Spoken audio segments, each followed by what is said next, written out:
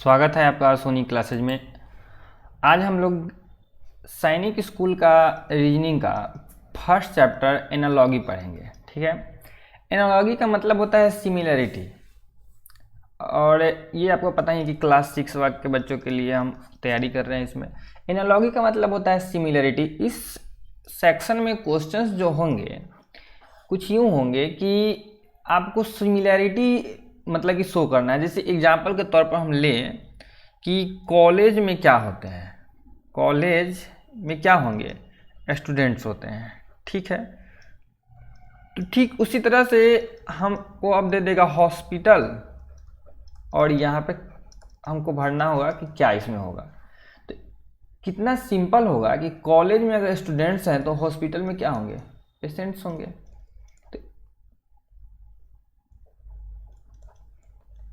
Patients होंगे। ठीक है, तो ये देखिए इस टाइप का क्वेश्चंस जो होंगे इस सेक्शन से हमको पूछे जाएंगे। अब इसका कुछ कैटेगराइजेशन हो जाएगा। कुछ में होगा कि वर्ड एनालॉगी होगा, कुछ में होगा नंबर एनालॉगी होगा, कुछ में होगा कि अल्फ़ाबेट एनालॉगी होगा। वर्ड एनालॉगी में क्या पूछ सकता है, मान लीजिए कि कोई कंट्री है उसका कैपिटल पूछ के साथ में एनालॉगी बना देगा। एग्जाम्पल के तौर पर इंडिया का हो जाएगा न्यू दिल्ली।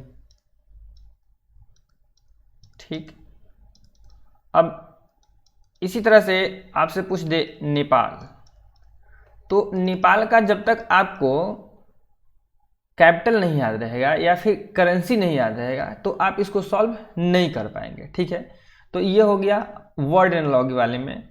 तो देखिए जैसे इंडिया का नेपाल होता, इंडिया का न्यू दिल्ली होता है, उसी तरह नेपाल का क्या होता है, काठमांडू होता है।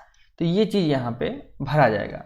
या फिर इसके करेंसी से भी पूछ सकता था। जैसे मान लीजिए कि इंडिया का है रुपीज़, ठीक है, तो हमसे पूछता कि चाइना का क्या होगा। तो चाइना का जब तक कि हमको करेंसी नहीं याद होगी तब तक हम इस क्वेश्चन को सॉल्व नहीं कर पाएंगे। तो इन सब टाइप्स के क्वेश्चन को सॉल्व करने के लिए अब आपके लिए एक होमवर्क होगा। होमवर्क ये होगा कि ये जो पीडीएफ है, या फिर आपने भी बुक खरीद ही रखा होगा, ऐसा तो पूरा अनुमान है ही। तो अगर आपने बुक नहीं भी खरीदा है तो ठीक है, आप बुक खरीद सकते हैं।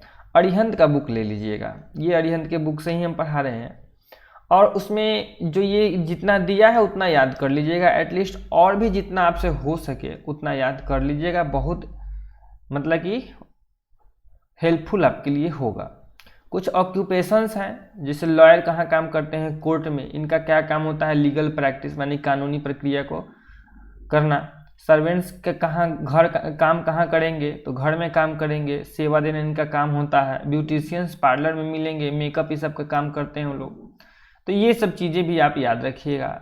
और एनिमल्स का साउंड याद कर लीजिएगा, चाहे एनिमल्स का जो झुंड होता है उसको याद कर लीजिएगा। ये सारी चीज़ें आप याद कर लीजिएगा। अपना जो इंडिया है, इंडिया में जितने भी स्टेट्स हैं उन स्टेट्स का कैपिटल याद कर लीजिएगा। ध्यान से सुनिए हम क्या क्या बोले। एक तो कैपिटल, करेंसी, ये सब याद कर लीजिएगा। दूसरा नंबर की काम करने वाले लोगों का काम करने का जगह क्या है, काम क्या करते हैं, ये सारी चीज़ें याद कर लीजिए। तो ये सब चीज़ें जो है ना, आपको नॉर्मल डेली लाइफ में चाहे जो आप पढ़ रहे हैं रोज़ रोज़, उन सब चीज़ों में से ही निकाल के क्वेश्चन पूछता है। फिर आप मान लीजिए कि आप जब इंट्रेंस देने जा रहे हैं तो आपके पास में इतना तो ज़रूरी ही होगा कि आप मतलब कि इंडिया के स्टेट्स को याद रखें, उनके कैपिटल्स को याद रखें। तो ये सारी चीज़ें आपके अंदर में होनी चाहिए। तो फर्स्ट हमारा क्या हो गया, वर्ड एनालॉजी हो गया।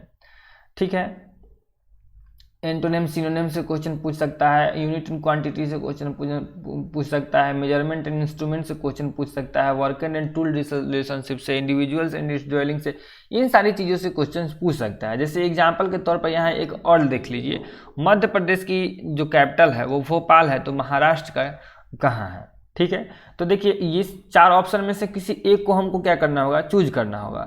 तो इसका बेसिक्स क्या था, ये किस बेसिस पर बनाया था कि इसके कैपिटल से। तो उसी तरह महाराष्ट्र का भी कैपिटल क्या होता है, मुंबई। तो यहाँ पे हम लोग क्या भर देंगे, मुंबई, यानी कि ऑप्शन बी को चूज कर लेंगे। भरना तो वहाँ होता नहीं है, ऑप्शन बी को चूज कर लेना।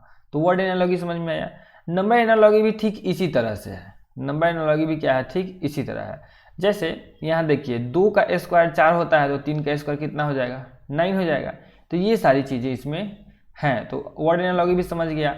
चाहे याद देखिए यहाँ पर हम लिखते हैं 3 और 6, ठीक है। तो यहाँ 9 लिखेंगे तो कितना होगा, तो 3 2 जा 6 हुआ है, तो 9 2 जा 18 हो जाएगा। तो ये सब चीज़ होगा वर्ड एनालॉजी वाले में। थर्ड है अल्फ़ाबेट एनालॉजी। तो अल्फ़ाबेट एनालॉजी में भी आपको बहुत सारा मेहनत करना पड़ेगा, तभी जाके आपसे ये क्वेश्चन सॉल्व होगा। तो आपके लिए होमवर्क और बढ़ने जा रहा है। होमवर्क ये बढ़ेगा कि आप क्या कीजिए कि अल्फ़ाबेट जो होते हैं यानी कि जो ABCD होते हैं उनको याद कीजिए। और याद कैसे करना है सो बताते हैं। A1 B2 C3 D4 E5 F6 G7 H8 I9 ऐसे करके लिखिए। और जैसे हम पढ़ रहे थे उसी तरह से आपको याद करना है। जैसे कि हम पूछ दें S कितने नंबर पर होगा तो आपको S19 एकदम याद रहना चाहिए। T कितने नंबर पर होगा तो T20 याद रहना चाहिए एकदम बिल्कुल। थोड़ा सा भी इधर उधर नहीं और टाइम वेस्ट करने के लिए ऐसा नहीं कि अब उंगली पर लगे गिनने की A 1 नंबर पर, B 2 नंबर पर, C 3 नंबर पर, ऐसे नहीं करना है दोस्त। पहला नंबर बात क्लियर हो गया, तो ये आप कर लेंगे ABCD। तो ये तो हो गया सीधा वाला में, फॉरवर्ड अल्फ़ाबेट हो जाएगा। अब बात करते हैं बैकवर्ड भी याद करना है। बैकवर्ड कहने का क्या मतलब है कि जैसे कि उल्टा ABCD, ठीक है। और एक चीज़ और याद करना है कि दोनों का रिलेशनशिप, जैसे कि A का उल्टा कितना होता है तो A का उल्टा Z होता है, B का उल्टा Y होता है। तो A1 B2 उसी तरह Z26 और C और Y25, ठीक है। इस तरह से आपको याद रखना है। और ये अपोजिट वाला कैसे याद रखें, इसका एक ट्रिक याद रख लीजिए कि जब ये इस A के अपोजिट, A का अपोजिट Z होता है, ठीक है। तो A का नंबर 1 होता है, Z का नंबर 26 होता है। तो ये भी एक्चुअली याद करने का चीज़ नहीं है, सिर्फ याद करने का आपका चीज़ यही है। कैसे कि A का नंबर 1 है और B का नंबर 26 है, तो A और 26 को जोड़ने पर कितना होता है 27 होता है। ठीक उसी तरह के B का 2 है, Y का 25 है, दोनों को ऐड करने पर कितना होगा 27 होगा। यानी कि अपोजिट लिखने के लिए आपको बस करना ये होगा कि सबका नंबर याद रखना है सही सही से। जैसे कि D होता है 4, ठीक है, हमको इसका लिखना है अपोजिट, तो 4 में कितना ऐड करते हैं कि 27 हो जाएगा, तो 23 ऐड करना होगा। अब एटलीस्ट आपको 23 कितना नंबर पर ये चीज़ तो याद रखना होगा ना। तो W कितना होता है 23 होता है, समझ में आया कि नहीं। तो ये D का उल्टा कौन हो गया W हो गया। Am I clear. तो इस चीज़ को समझ रहे हैं। अच्छा, तो ये चीज़ें बस आपको याद करने के लिए हम मेनली क्या बोले हैं कि उसका नंबर ठीक से आप याद कर लीजिए। नंबर क्या है ठीक से याद कर लीजिए, बस उतना ही कर लीजिएगा, बात बन जाएगा, दूसरा कुछ नहीं करना है। हाँ, अब जैसे मान लीजिए कि n होता है, n का नंबर 14 होता है, ठीक है। तो n का उल्टा कौन होगा, तो 14 में कितना ऐड करने पर 27 होगा 13। तो n 13 ऐड करने पर 14 में 13 ऐड करने होता है, कम से कम इतना तो याद होना चाहिए ना कि 13 का उल्टा कौन होता है। भाई 13 कितने नंबर पर होता है, तो m होता है 13 नंबर पर, तो n का उल्टा m और m का उल्टा n। तो ये सारा चीज़ आप याद रखिए। करेंसी याद कर लीजिएगा, ठीक है, कैपिटल सब याद कर लीजिएगा, एनिमल का साउंड याद कर लीजिएगा, एनिमल के झुंड सबको क्या बोलते हैं वो याद कर लीजिएगा, और ये ABCD याद कर लीजिएगा। इसके सीक्वेंस में याद करना है, कोई दिक्कत। अब हम बढ़ते हैं अपने प्रैक्टिस एक्सरसाइज की तरफ। प्रैक्टिस एक्सरसाइज इसके नेक्स्ट वाले वीडियो में आपको आएगा, ठीक है। 1 घंटा का टाइम है अभी आपके पास में, 1 घंटा में इसको याद करके रखिए। 1 घंटा जस्ट मतलब कि अभी 7 बजे ये वाला वीडियो अपलोड हो गया और 8 बजे इसका प्रैक्टिस एक्सरसाइज का वीडियो आपका अपलोड हो जाएगा पार्ट 2 करके एनालॉजी का, जिसमें सारे क्वेश्चंस को हम लोग सॉल्व करेंगे। तो मिलते हैं 1 घंटे जस्ट अभी से 1 घंटे बाद में, यानी कि 8 बजे।